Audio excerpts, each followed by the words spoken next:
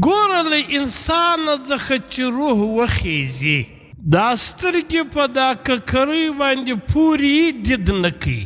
ژبه په دا تعلق کې موجوده یې خبرې نه کوي معلومه سوله دا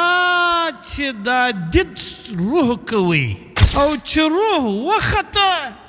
سترګې روغې رمټې دي دید نه کوي غوږونه دغه رقم په ککرۍ پورې دي روغ رمټ دي اورېدل نه کوي معلومه سوله دا چې خبرې روح کولې او روح موږ ته په نظر نه راتلی نو دا خبره د قرآن کریم صحیح ده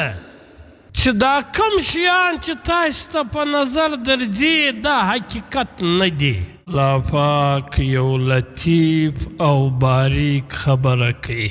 هغه لطیف او باریک خبره هغه دا ده چې کوم شی حقیقت دی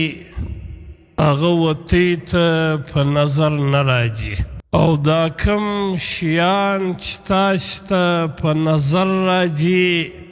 و تاسو ته دیکایي درکوي دا حقیقت نه دی کوم شی چې حقیقت دی هغه ورته ته دیکایي نه درکوي و تاسو ته په نظر نه درځي او چې کوم شی ته په نظر درځي ورته ته دیکایي درکوي دا حقیقت نه دی مثلا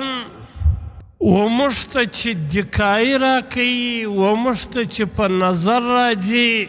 هغه دا دی چې دا دید سترګې کوي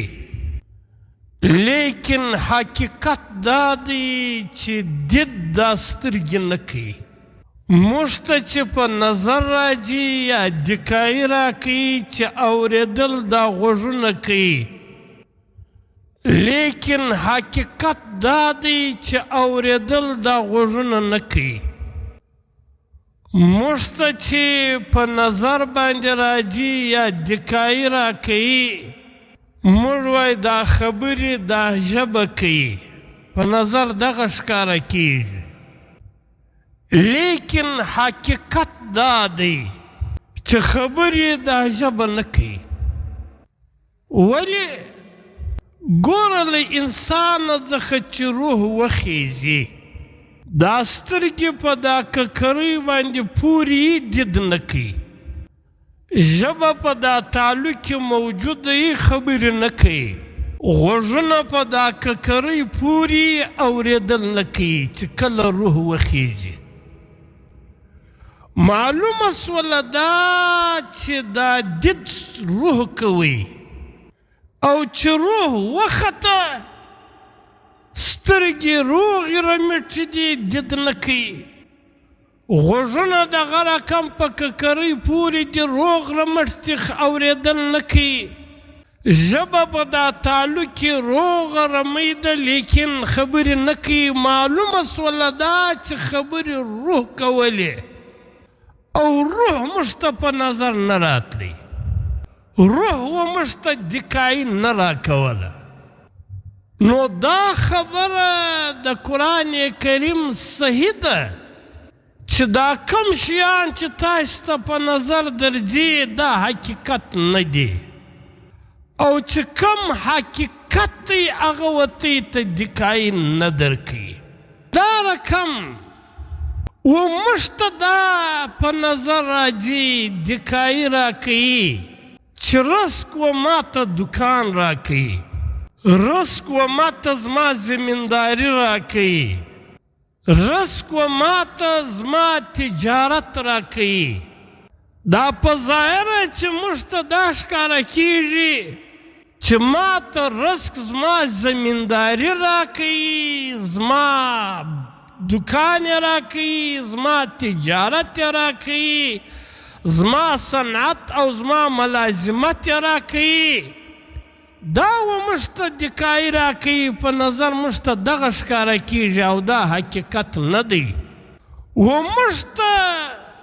رزق الله پاک راکوي و موږ ته رزق الله پاک راکوي وموږ ته عزت الله پاک راکوي، لیکن الله پاک د نورو حقایقو په رقم وموږ ته دکایي نه راکوي، په نظر نه راځي. الله پاک په دې آیات کې دغه باریک لطیف خبره کړې ده، ان تنصروا الله، که چیرې تاسې دغه رب خپله سهاره وګرځوئ او د ده د احکامو مطابق عمل وکړي او د دغه رب چې کوم دین ته یې ته دراستولی دی دا پر خپله سینه پورې ونیسئ او د دې نصرت او مدد وکړي. ینصرکم، دغه رب به ستاسې مدد کوي.